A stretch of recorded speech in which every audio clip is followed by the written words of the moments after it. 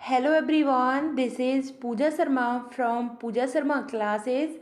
उम्मीद करती हूँ आप सब अच्छे होंगे। तो आज हम डिस्कस करेंगे इसमें जो आपका सीटेट का पेपर है 2021 का, जो यह परीक्षा है 5 जनवरी 2022 को यह परीक्षा हुई थी।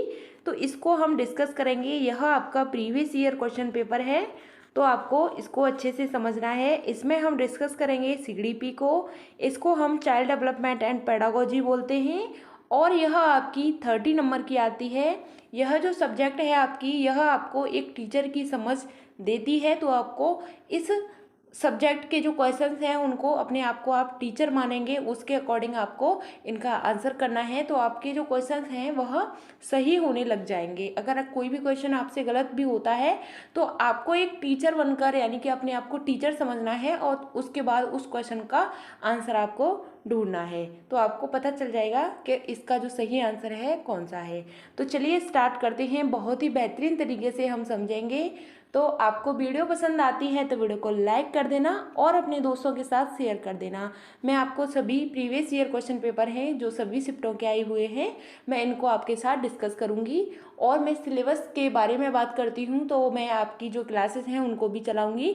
तो सबसे पहले हम प्रीवियस ईयर क्वेश्चन पेपर को कंप्लीट करते हैं, उसके बाद में क्लासेस को करेंगे। आप सभी को पता है जो प्रीवियस ईयर क्वेश्चन पेपर होते हैं वह किसी एग्जाम के लिए बहुत ही ज़्यादा महत्वपूर्ण होते हैं, तो आपको इनको समझ के चलना है। तो स्टार्ट करते हैं। क्वेश्चन नंबर आपका 1 आता है। आपको पता है कि जो आपका जो परीक्षा हुई थी 2021 वाली, जो यह परीक्षा है 5 जनवरी 2022 की, तो इसमें क्वेश्चंस बने थे यहाँ से। जो कथन और आपके कारण है, इनसे कथन और तर्क से आपके क्वेश्चंस बने थे। तो आपको इनको अच्छे से समझ करके चलना है। जो आपकी जो 2022 में और भी परीक्षाएं हुई हैं, जो सीटेट का बाद वाला हुआ है, तो इसमें भी आपके यहीं से क्वेश्चंस बने हैं। तो सीटेट में थोड़ा सा बदलाव है, लेकिन कह नहीं सकते कि बहुत ज़्यादा बदलाव है। ठीक, तो आपको अच्छे से समझ के चलना है। तो क्वेश्चन नंबर आपका 1 आता है। आपको कथन दे रखा है कि बच्चों के शारीरिक विकास में देरी के लिए पूरी तरह से उनकी आनुवंशिक बनावट को जिम्मेदार ठहराया जा सकता है। रीजन है आपका कि बच्चों के शारीरिक विकास के लिए वंशानुगत कारक ही उत्तरदायी होते हैं। तो आपको सही विकल्प चुनना है। तो आपको इसमें बताना है कि ए और आर दोनों सही हैं। आर सही व्याख्या करता है ए की, या ए और आर दोनों सही हैं लेकिन आर सही व्याख्या नहीं है ए की, या फिर ए सही है लेकिन आर गलत है। ऑप्शन नंबर 4 आता है आपका कि ए और आर दोनों गलत है। तो आपको इसमें बताना है कि जो बच्चों की शारीरिक विकास की देरी के लिए पूरी तरह से आनुवंशिक बनावट को जिम्मेदार ठहराया जा सकता है। तो हम आनुवंशिक बनावट को जिम्मेदार नहीं ठहरा सकते। किसके लिए? शरीर की वृद्धि के लिए। यह गलत हो जाता है। दूसरा आता है आपका रीजन कि बच्चों के शारीरिक विकास के लिए वंशानुगत कारक ही उत्तरदायी होते हैं। तो यह बात भी पूरी तरह से गलत हो जाती है। ना तो आनुवंशिक बनावट जिम्मेदार होती है ग्रोथ के लिए, यानी कि विकास के लिए, डेवलपमेंट के लिए, और जो वंशानुगत कारक है यह उत्तरदायी होते हैं। तो यह भी पूरी तरह से गलत है कि यही होते हैं। ठीक, तो यहाँ पे आपका दोनों गलत हो जाते हैं। तो आपको ऑप्शन में देखना है ए और आर दोनों सही हैं, आर सही व्याख्या करता है, ए की गलत हो जाता है। ए और आर दोनों सही हैं, आर सही व्याख्या नहीं है ए की, बिल्कुल गलत है।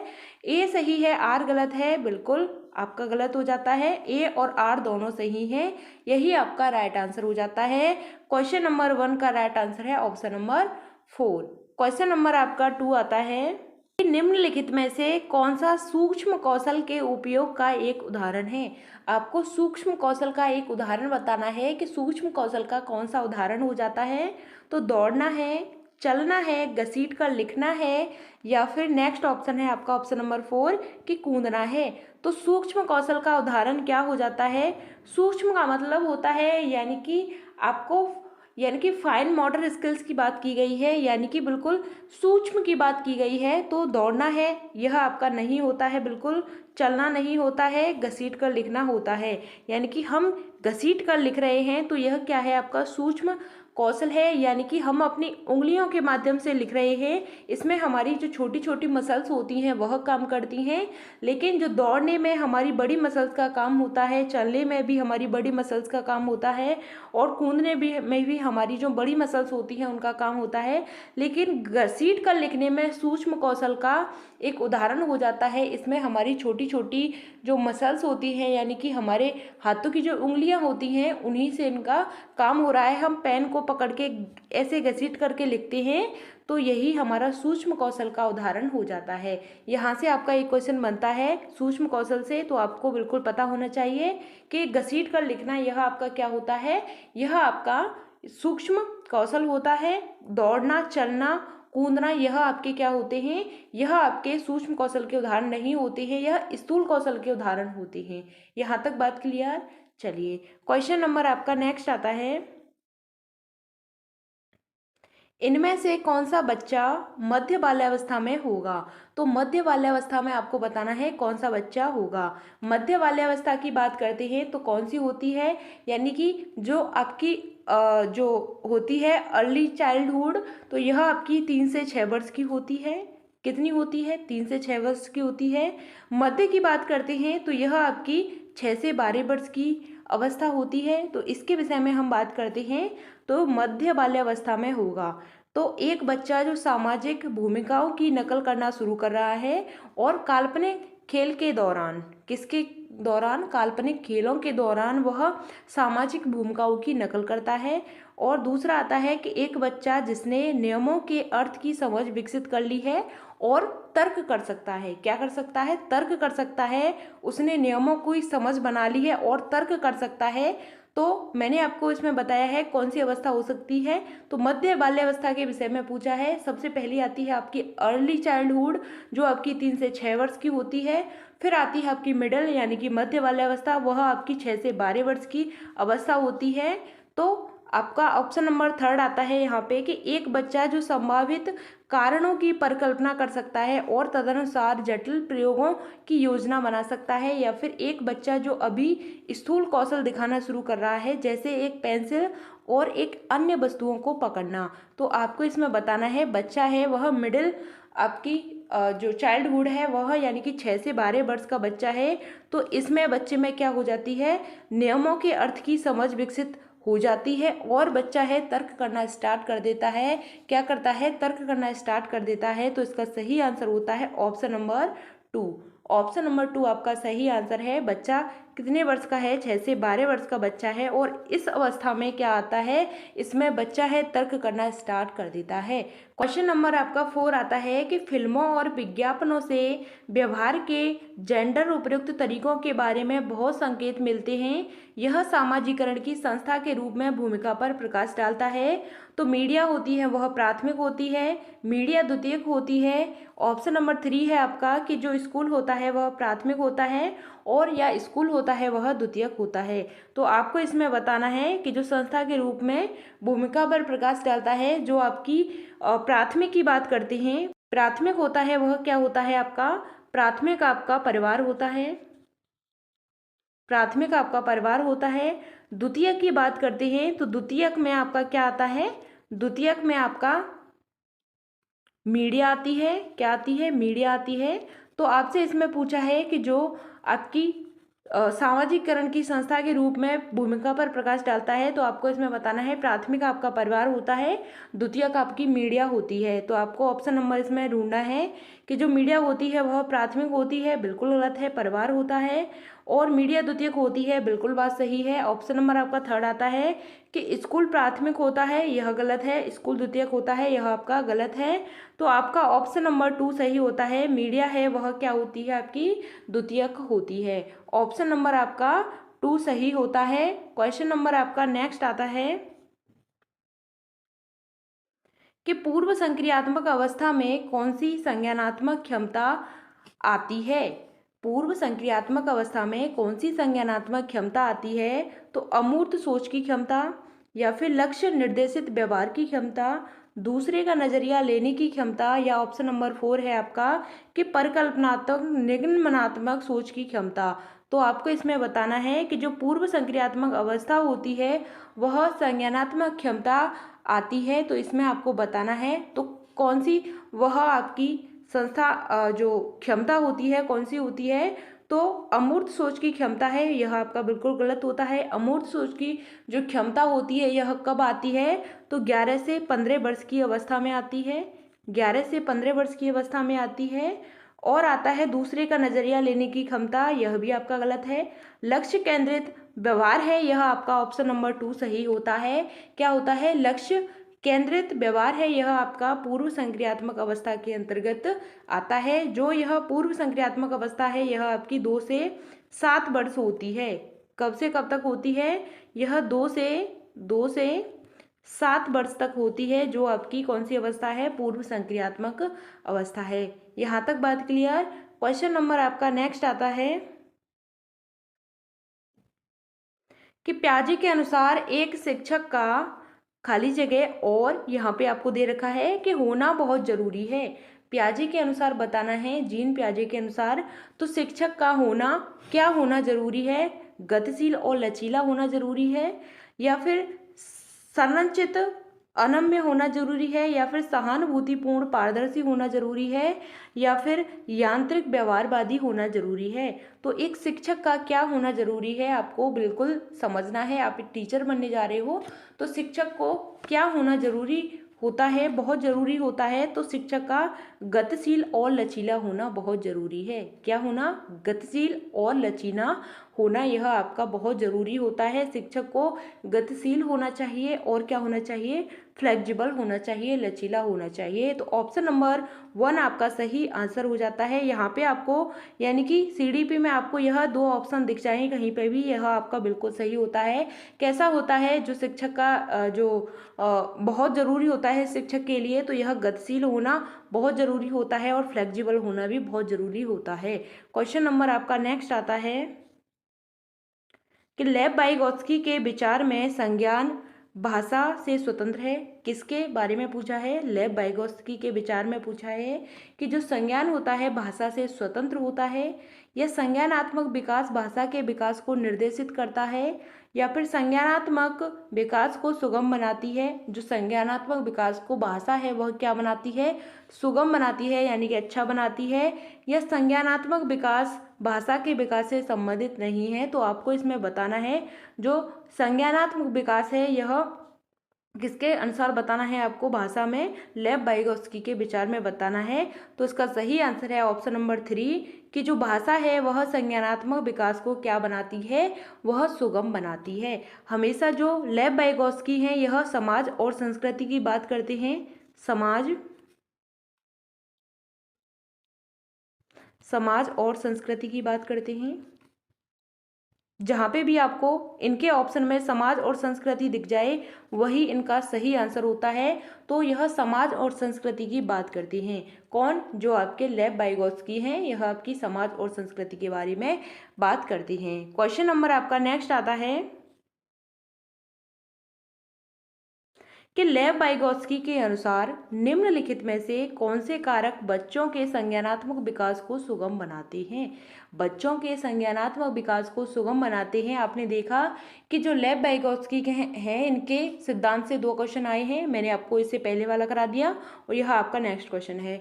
तो लेव वाइगोत्स्की के अनुसार निम्नलिखित में से कौन सा कारक बच्चों के संज्ञानात्मक विकास को सुगम बनाते हैं।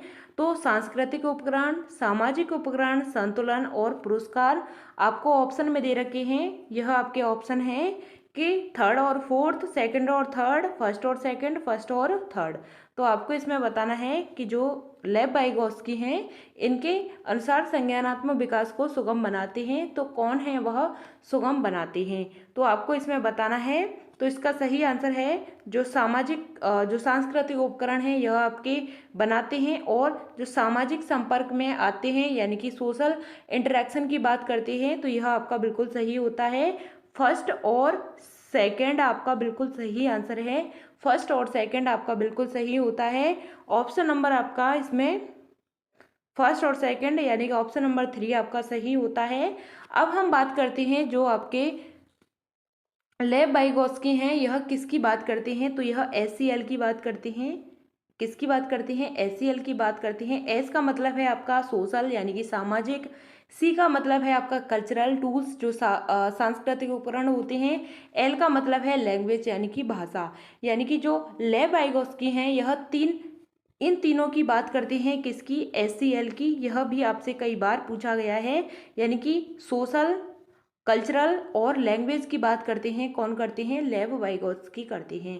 क्वेश्चन नंबर आपका नेक्स्ट आता है, एक बाल केंद्रित कक्षा में अधिगम। एक बाल केंद्रित कक्षा में अधिगम क्या है, तो उद्दीपन प्रतिक्रिया संघों के युग्म द्वारा होता है, या फिर पुरस्कार और दंड पर निर्भर करता है, या फिर शिक्षक और छात्रों द्वारा सह निर्मित है, या फिर ऑप्शन नंबर 4 है आपका कि पूरी तरह से शिक्षक पर निर्भर है और छात्रों की भूमिका निष्क्रिय है। तो आपको इसमें बताना है कि जो उद्दीपन प्रतिक्रिया, जो बाल केंद्रित कक्षा का जो अधिगम है यह इसके बारे में बताना है। तो इसका सही आंसर क्या होता है, तो उद्दीपन प्रतिक्रिया संघों के युग्म द्वारा होता है, यह बात बिल्कुल गलत है। पुरस्कार और दंड पर निर्भर है, यह भी आपका गलत है। शिक्षक और छात्रों द्वारा सह निर्मित है, यह बात बिल्कुल सही लगती है। ऑप्शन नंबर 4 में दे रखा है कि पूरी तरह शिक्षक पर निर्भर है, तो यह आपका बिल्कुल गलत हो जाता है। आपको इसमें पॉजिटिव आंसर देखना है, तो ऑप्शन नंबर 3 आपका बिल्कुल सही होता है। जहाँ पर आपको पॉजिटिव पूछा जाए तो पॉजिटिव आंसर होगा, नेगेटिव के विषय में पूछा जाए तो नेगेटिव उसमें आंसर होगा। यहाँ तक बात क्लियर। क्वेश्चन नंबर आपका नेक्स्ट आता है, इसी से आपके बहुत सारे क्वेश्चन पॉजिटिव नेगेटिव से हो जाएंगे। मैं आपको टैग वर्ड भी करा दूंगी। लॉरेंस कोहल वर्ग के नैतिक विकास के सिद्धांत के किस चरण में बच्चे दूसरे के इरादों की अपेक्षा यानी उपेक्षा करता है और इसके बजाय अधिकार और नकारात्मक परिणामों के डर पर ध्यान केंद्रित करते हैं। तो आपको इसमें बताना है कि सजा और आज्ञाकारिता अभिविन्यास है, अच्छा लड़का अच्छी लड़की अभिविन्यास है, कानून और व्यवस्था अभिविन्यास है, या फिर सामाजिक अनुबंधन अभिविन्यास है। तो आपको इसमें बताना है कि लॉरेंस कोहल वर्ग के अनुसार, किसके अनुसार, लॉरेंस कोहल वर्ग के अनुसार आपको बताना है। तो जो बच्चे हैं वह दूसरों के इरादों की उपेक्षा करते हैं, इसके बजाय के अधिकार और नकारात्मक परिणामों के डर पर ध्यान केंद्रित करते हैं। तो इसका सही आंसर है सजा और आज्ञाकारिता अभिविन्यास है। कौन सा अभिविन्यास है, पनिशमेंट और ओबीडियंस ओरिएंटेशन है, यानी कि सजा और आज्ञाकारिता अभिविन्यास है। ऑप्शन नंबर 1 इसका सही आंसर है। क्वेश्चन नंबर आपका नेक्स्ट आता है कि हार्वर्ड गार्डनर के सिद्धांत में सोच को व्यक्त करने के लिए धारा प्रवाह और लचीले ढंग से भाषा का उपयोग करने की क्षमता बुद्धि की विशेषता है। तो यह हार्वर्ड गार्डनर के अनुसार बताना है आपको, भाषाई है, या फिर प्रकृतिवादी है, या फिर आपका स्थानिक है, या फिर अंतः व्यक्तिक है। तो आपको इसमें बताना है कि जो हार्वर्ड गार्डनर के सिद्धांत की सोच को व्यक्त करने के लिए धारा प्रवाह और लचीले ढंग से भाषा का उपयोग करने की जो बुद्धि की क्षमता है, इसकी विशेषता क्या होती है, तो इसका सही आंसर है यह भाषाई होती है। किसके अनुसार, हार्वर्ड गार्डनर के अनुसार आपको बताना है, इसका सही आंसर है भाषाई। तो हार्वर्ड गार्डनर ने 8 प्रकार की बुद्धि बताई है। हार्वर्ड गार्डनर ने बुद्धि कितने प्रकार की बताई है, बुद्धि है यह 8 प्रकार की बताई है। ऑप्शन नंबर इसका 1 सही आंसर है। क्वेश्चन नंबर आपका नेक्स्ट आता है, निम्नलिखित में से कौन सी रणनीति कक्षा में व्यक्तिगत मतभेदों को पूरा करने के लिए प्रभावी नहीं है। नहीं पूछा है आपसे, नेगेटिव की बात की गई है। तो आपको बताना है कौन सी जो रणनीति है कक्षा में विशेष व्यक्तिगत मतभेदों को पूरा करने के लिए प्रभावी नहीं है। तो अपने मौखिक और गैर मौखिक संचार पर विचार, मतभेदों को पहचानें और सम्मान करें, विविध शैक्षणिक मतभेदों का प्रयोग करें, या ऑप्शन नंबर 4 है आपका कि छात्रों में कमियों को पहचानें और उन्हें ठीक करें। तो आपको पॉजिटिव को हटा देना है, इसमें आपको नेगेटिव को ढूंढना है। तो इसका आंसर क्या हो जाता है कि जो प्रभावी नहीं है। तो अपने मौखिक और गैर मौखिक संचार पर विचार, यह बात तो बिल्कुल सही है। मतभेदों और पहचाने और सम्मान करें, यह बात भी बिल्कुल सही है। विविध जहाँ पे आपको दिख जाए यह आपका क्या होता है, पॉजिटिव होता है, यह बात भी बिल्कुल सही है। नेक्स्ट आता है आपका कि छात्रों की कमियों को पहचानें और उन्हें ठीक करें, यह बात बिल्कुल आपकी गलत होती है, इसलिए सही होती है ऑप्शन नंबर 4 आपका सही है, क्योंकि आपसे यहाँ पे नेगेटिव पूछा है, नहीं पूछा है। तो ऑप्शन नंबर आपका 4 सही हो जाता है कि कमियों को पहचानें और ठीक करें। यह आपका सही आंसर है। क्वेश्चन नंबर आपका नेक्स्ट आता है कि 4 साल के राहुल को एक गुड़िया उपहार में मिलने पर वह बोला, मैं इसका क्या करूं। 4 साल का राहुल है, एक गुड़िया उपहार में मिलने पर बोला कि मैं इसका क्या करूंगा। इसके लड़के गुड़ियों से नहीं खेलते, यह क्या दर्शाता है। यानी कि 4 साल का एक बच्चा है, उसका नाम राहुल है, और उसको किसी ने गिफ्ट में क्या दे दिया, गुड़िया दे दी, और वह बोलता है मैं इसका क्या करूंगा, लड़के गुड़िया से नहीं खेलते हैं। यह क्या दर्शाता है, जेंडर प्रासंगिकता को, या फिर जेंडर पक्षपात को, जेंडर रूढ़िबद्धता को, या फिर जेंडर समता को। तो यह बच्चा है किसको दर्शाता है कि जो लड़के हैं वह गुड़िया से नहीं खेलते हैं, लड़कियां होती हैं वह गुड़िया से खेलती हैं। तो यह आपका क्या होता है, जेंडर रूढ़िवादिता होता है, जेंडर स्टीरियोटाइप होता है। क्या होता है, जेंडर स्टीरियोटाइप होता है। ऑप्शन नंबर 3 आपका बिल्कुल सही आंसर है। क्वेश्चन नंबर आपका नेक्स्ट आता है, जो आपका जेंडर है यहाँ से आपका ये क्वेश्चन बनता है, तो आपको इसको अच्छे से कर लेना है। सीखने के आकलन के बजाय सीखने के लिए आकलन सुनिश्चित करने के लिए एक शिक्षक को चाहिए कि वह शिक्षार्थियों की केवल संज्ञानात्मक क्षमताओं पर ध्यान केंद्रित करें। क्या चाहिए शिक्षक को, सीखने के आकलन के बजाय सीखने के लिए, सीखने के आकलन के बजाय सीखने के लिए आकलन सुनिश्चित करने के लिए एक शिक्षक को चाहिए कि वह शिक्षार्थियों की केवल संज्ञानात्मक क्षमताओं पर ध्यान केंद्रित करें, या फिर शिक्षण अधिगम की दैनिक प्रक्रिया में आकलन को शामिल करें, या सीधे निर्देश की विधि द्वारा शिक्षण को करें, या फिर ऑप्शन नंबर 4 दे रखा है आपको कि प्रतिस्पर्धा की भावना को बढ़ावा देने के लिए बच्चों की तुलना पर जोर दें। तो आपको इसमें बताना है इसका सही आंसर क्या होता है। तो आपको सीखने के आकलन के बजाय सीखने के लिए आकलन सुनिश्चित करने के लिए शिक्षक को क्या करना चाहिए, इसका सही आंसर क्या होता है कि केवल संज्ञानात्मक क्षमताओं पर ध्यान केंद्रित किया जाए। यह आपका बिल्कुल गलत होता है। शिक्षण अधिगम दैनिक प्रक्रिया में आकलन को शामिल करें, यह बात बिल्कुल सही है कि दैनिक प्रक्रिया में आकलन को शामिल करें। सीधे निर्देश विधि द्वारा शिक्षण को करें, बिल्कुल गलत है आपका। ऑप्शन नंबर 4 आता है आपका कि प्रतिस्पर्धा की भावना को बढ़ावा देने के लिए बच्चों के बीच में तुलना पर जोर दें, बिल्कुल नहीं देना है। तो आपका सही आंसर यहाँ पे हो जाता है ऑप्शन नंबर 2 कि दैनिक प्रक्रिया में आकलन को शामिल करें। ऑप्शन नंबर 2 आपका सही आंसर है। क्वेश्चन नंबर आपका नेक्स्ट आता है कि किस तरह के प्रश्न पूछकर बच्चों में समालोचनात्मक सोच को बढ़ावा दिया जा सकता है। जो समालोचनात्मक सोच होती है, क्रिएटिव सोच होती है, हमें कैसे क्वेश्चंस बच्चों को पूछने चाहिए जिससे उनकी जो सोच है, समझ है, वह एक बेहतर हो सके, एक अच्छी सोच को हम बढ़ावा दे सकें। तो वन अधिकार अधिनियम किस वर्ष पारित किया गया था, ऐसे क्वेश्चन होने चाहिए। या फिर त्रिभुज के तीनों कोणों का योग क्या होता है, या फिर पृथ्वी के वायुमंडल की विभिन्न परतों का नाम लिखिए, या फिर बीजों के अंकुरण के लिए हवा की आवश्यकता होती है, सिद्ध करने के लिए यह प्रयोग की रूपरेखा तैयार कीजिए। तो इसका सही आंसर होता है आपका, ऐसे कैसे क्वेश्चन होने चाहिए इस तरीके के कि वन अधिकार अधिनियम किस वर्ष प्रभावित किया गया, तो यह नहीं होने चाहिए, यानी कि एक लाइन में बच्चा आंसर दे देगा, यह ऐसे क्वेश्चन नहीं होने चाहिए। और तीनों कोणों का योग क्या होता है, ऐसे क्वेश्चन नहीं होने चाहिए। पृथ्वी के वायुमंडल की विभिन्न परतों के नाम बच्चे को याद होंगे, रट लेगा तो उनके परतों के नाम बता देगा, यह भी नहीं होना चाहिए। तो समालोचनात्मक जो सोच होती है कैसी होनी चाहिए, तो बीजों को अंकुरण के लिए हवा की आवश्यकता होती है, तो यह सिद्ध करने के लिए एक प्रयोग की रूपरेखा तैयार कीजिए। ऐसे क्वेश्चन होने चाहिए कि बच्चों को उसमें सोचने का अवसर दिया जा रहा है, बच्चे सोच रहे हैं, समझ रहे हैं किस तरीके से हम बीजों का अंकुरण करेंगे, हवा की आवश्यकता होती है।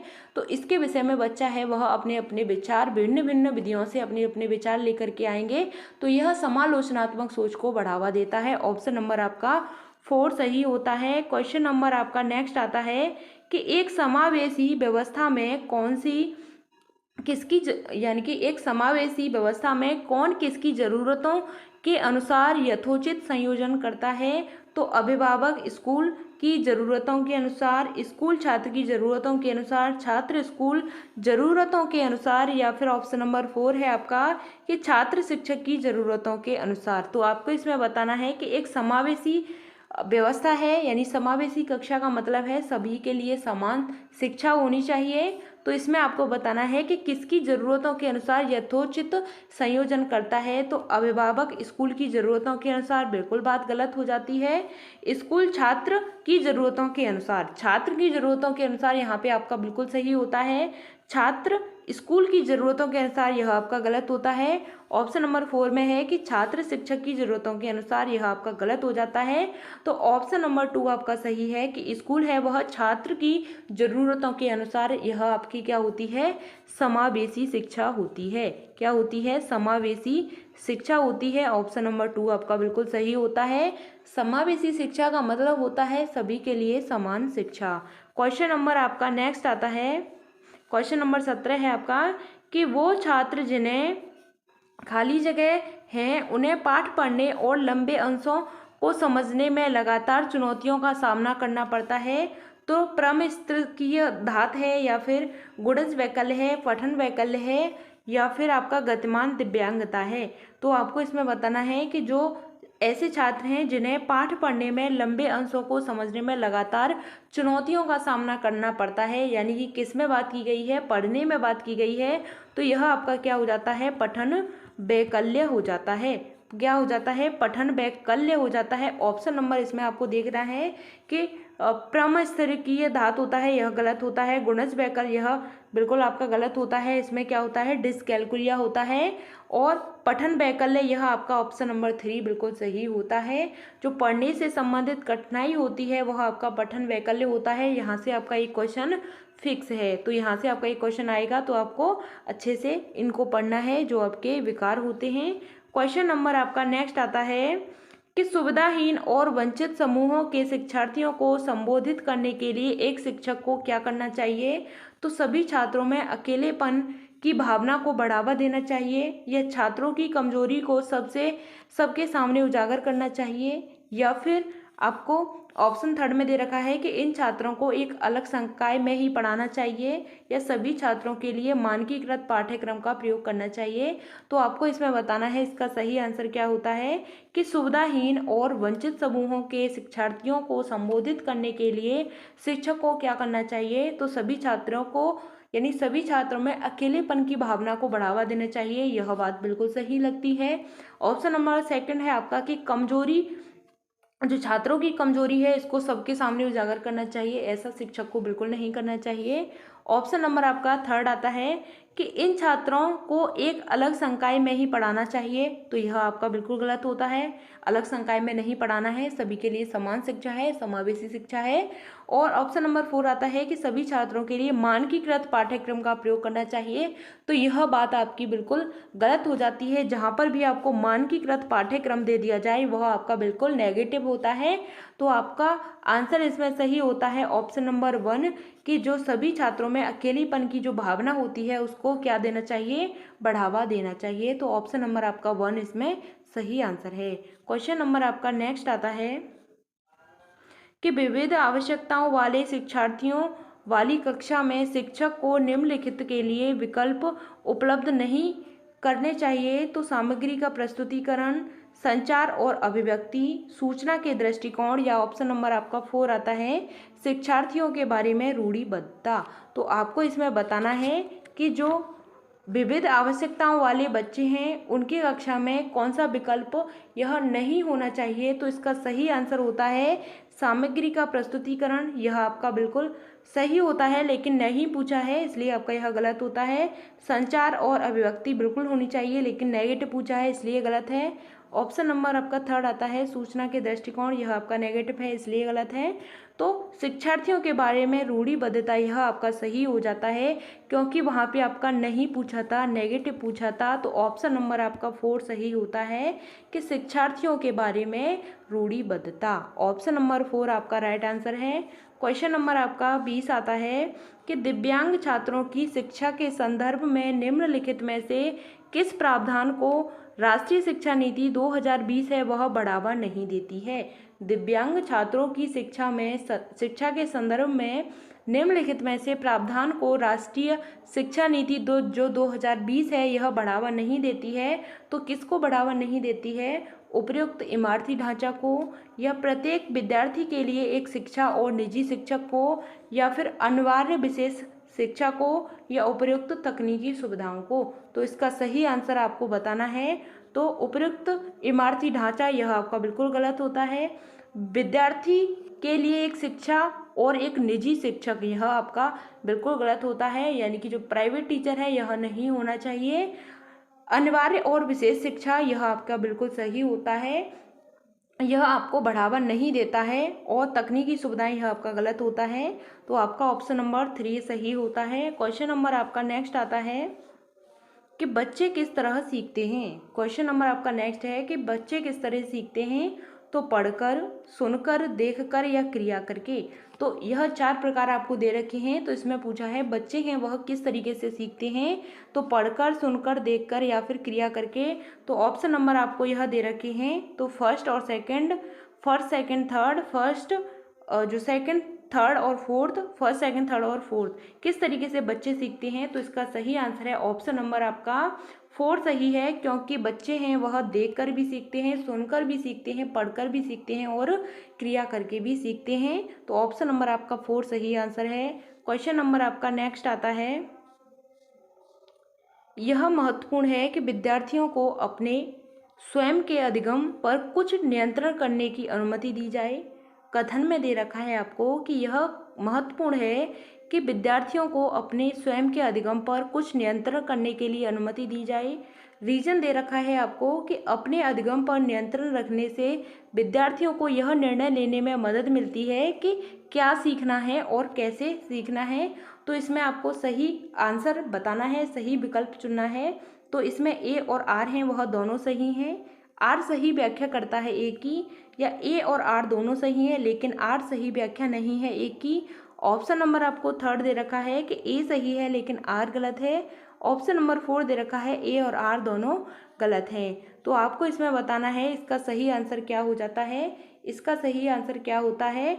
तो ए और आर आपके दोनों सही हो जाते हैं कि जो विद्यार्थियों को स्वयं के अधिगम में कुछ नियंत्रण करने की अनुमति दी जाए, यह बात बिल्कुल सही है। अधिगम पर नियंत्रण रखने से विद्यार्थियों पर यह निर्णय लेने में मदद मिलती है कि क्या सीखना है और कैसे सीखना है। तो आपके दोनों सही हो जाते हैं, ए और आर दोनों सही हैं। और जो आर है आपकी सही व्याख्या करता है किसकी, ए की। ऑप्शन नंबर 1 आपका राइट आंसर है। क्वेश्चन नंबर आपका नेक्स्ट आता है कि एक शिक्षक को उन गतिविधियों को बढ़ावा देना चाहिए जो खाली जगह हो। यानी कि एक शिक्षक को किस गतिविधियों को बढ़ावा देना चाहिए, कौन सी ऐसी एक्टिविटी है उनको जो टीचर है वह बढ़ावा देना चाहिए टीचर को। तो अस्पष्ट है, या फिर सांस्कृतिक रूप से उपयुक्त है, या अत्यंत जटिल है, या फिर अर्थहीन है।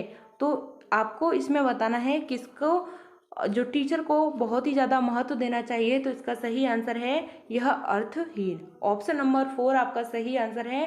अर्थहीन होना चाहिए यानी कि मीनिंगफुल होना चाहिए। ऑप्शन नंबर 4 आपका सही आंसर है। क्वेश्चन नंबर आपका नेक्स्ट आता है कि एक शिक्षक को ऐसी गतिविधियों की रूपरेखा तैयार करनी चाहिए जो उसको बढ़ावा दे। तो निराशा, अभिसारी उत्तर, अपसारी सोच, या फिर मात्र रटन। तो किसको बढ़ावा देना चाहिए, यानी कि जो रूपरेखा तैयार करनी चाहिए जो गतिविधियों को बढ़ावा दे एक अध्यापक को, तो कौन सी वह गतिविधियां होनी चाहिए। तो अपसारी सोच को वह बढ़ावा दे, यानी कि जो डाइवर्जेंट थिंकिंग है यह इसको बढ़ावा दे। ऑप्शन नंबर आपका थर्ड सही हो जाता है। क्वेश्चन नंबर आपका 25 आता है कि समकालीन सिद्धांतकारों के अनुसार सीखना प्राथमिक रूप से गतिविधि है। समकालीन सिद्धांतकारों के अनुसार सीखना प्राथमिक रूप से एक गतिविधि है। तो यांत्रिक है, व्यवहारवादी है, निष्क्रिय है, या ऑप्शन नंबर 4 आता है आपका सामाजिक है। तो आपको इसमें बताना है कि समकालीन सिद्धांतों के अनुसार सीखना प्राथमिक रूप से एक गतिविधि है। तो इसका सही आंसर क्या हो जाता है। तो यांत्रिक होती है, यह बात बिल्कुल गलत है। व्यवहारवादी होती है, यह गलत है। निष्क्रिय होती है, यह भी गलत है। ऑप्शन नंबर 4 आपका सही होता है, यह सामाजिक होती है। ऑप्शन नंबर 4 आपका सही आंसर है। क्वेश्चन नंबर आपका नेक्स्ट आता है। क्वेश्चन नंबर 26 है आपका। यह कथन और तर्क से आपके बहुत क्वेश्चन आए थे, तो 3 क्वेश्चन मैंने आपको इसमें बता दिए। तो एक शिक्षक को छात्रों के बीच में समस्या समाधान रणनीति के विकास की सुविधा प्रदान करनी चाहिए। रीजन दे रखा है आपको कि समस्या समाधान की रणनीतियाँ अधिगम में सुधार करती हैं और समालोचनात्मक चिंतन को बढ़ावा देती हैं। तो आपको इसमें बताना है कौन सा सही है और कौन सा गलत होता है। तो आपको इसमें ऑप्शन दे रखे हैं, ए और आर दोनों सही है। आर सही व्याख्या करता है ए की, ए और आर दोनों सही हैं लेकिन आर सही व्याख्या नहीं है ए की। ऑप्शन नंबर थर्ड दे रखा है कि ए सही है लेकिन आर गलत है, ए और आर दोनों गलत हैं। तो आपको इसमें बताना है इसका सही आंसर क्या हो जाता है। तो एक शिक्षक को छात्रों के बीच में समस्या समाधान रणनीति के विकास की सुविधा प्रदान करनी चाहिए, यह बात बिल्कुल सही है। विकास की जो सुविधा है वह प्रदान करनी चाहिए। समस्या समाधान की रणनीतियाँ अधिगम में सुधार करती हैं और समालोचनात्मक चिंतन को बढ़ावा देती हैं, क्रिएटिव सोच को बढ़ावा देती हैं, यह बात बिल्कुल सही है। तो ऑप्शन नंबर आपका फर्स्ट सही हो जाता है, ए और आर दोनों सही हैं। आर सही व्याख्या करता है ए की, ए और आर दोनों सही हो जाते हैं और जो आर है आपका सही व्याख्या करता है ए की। ऑप्शन नंबर वन आपका राइट आंसर है। क्वेश्चन नंबर आपका 27 आता है कि छात्रों के बीच भ्रांतियों को महत्वपूर्ण है। छात्रों के बीच भ्रांतियों को महत्वपूर्ण है तो निर्मित करना, पहचानना, अनदेखा करना या फिर प्रचारित करना। तो भ्रांतियों के लिए महत्वपूर्ण है, इसका आपको आंसर बताना है। इसका सही आंसर क्या हो जाता है। तो भ्रांतियों के लिए महत्वपूर्ण है तो निर्मित करना, यह आपका बिल्कुल गलत है, अनदेखा नहीं करेंगे। और ऑप्शन नंबर 4 है प्रचारित करना, यह आपका बिल्कुल गलत होता है। तो छात्रों के बीच में भ्रांतियों को महत्वपूर्ण है कि पहचानना, भ्रांतियों के बारे में पहचानना। ऑप्शन नंबर आपका 2 सही हो जाता है। क्वेश्चन नंबर आपका 28 आता है कि छात्रों में भय का भाव, छात्रों में भय का भाव तो अधिगम में काफ़ी सुधार करता है। जो छात्रों में भय का भाव है तो यह सीखने के लिए काफ़ी यह मददगार होता है, यानी कि सुधारक होता है, या फिर अधिगम के लिए हानिकारक होता है। अधिगम का मतलब होता है सीखना, क्या होता है, सीखना होता है। तो यह अधिगम के लिए हानिकारक होता है। या ऑप्शन नंबर थर्ड दे रखा है कि अधिगम के लिए आवश्यक होता है या अधिगम पर कोई प्रभाव नहीं डालता है। जो आपका छात्रों में भय है इसका क्या भाव होता है, भय का क्या भाव होता है, तो आपको इसमें बताना है। तो अधिगम में सुधार करता है, यह बात बिल्कुल गलत होती है। अधिगम के लिए हानिकारक है, यह बात बिल्कुल सही है कि जो डर होता है छात्रों में यह हानिकारक होता है। और आपका ऑप्शन नंबर थर्ड दे रखा है कि अधिगम के लिए आवश्यक है, यह बिल्कुल ज़रूरी नहीं है कि यह भय होना बहुत ज़रूरी है। और अधिगम पर कोई प्रभाव नहीं डालता है, प्रभाव डालता है, डर होता है यह प्रभाव डालता है। तो ऑप्शन नंबर आपका 2 सही होता है कि अधिगम के लिए जो भय होता है बहुत ही ज़्यादा क्या होता है, हानिकारक होता है। ऑप्शन नंबर आपका थर्ड इसमें, ऑप्शन नंबर आपका जो सेकंड है यह आपका सही होता है कि जो अधिगम के लिए हानिकारक होता है, भय बहुत ही ज़्यादा हानिकारक होता है। तो भय आपका क्या होता है, अधिगम के लिए हानिकारक होता है। ऑप्शन नंबर आपका 2 सही है। क्वेश्चन नंबर आपका नेक्स्ट आता है 29वां क्वेश्चन है कि निम्नलिखित में से कौन सा विकल्प छात्रों को महारत हासिल करने हेतु सीखने के लिए प्रेरित करेगा। तो योग्यता की चाह है जो छात्र को महारत हासिल करने में बहुत ही ज़्यादा मदद करेगा, प्रेरित करेगा उसको कि योग्यता की चाह होनी चाहिए, या फिर प्रसिद्धि की चाह होनी चाहिए, धन की चाह होनी चाहिए, या फिर ऑप्शन नंबर 4 है कि सत्ता की चाह होनी चाहिए।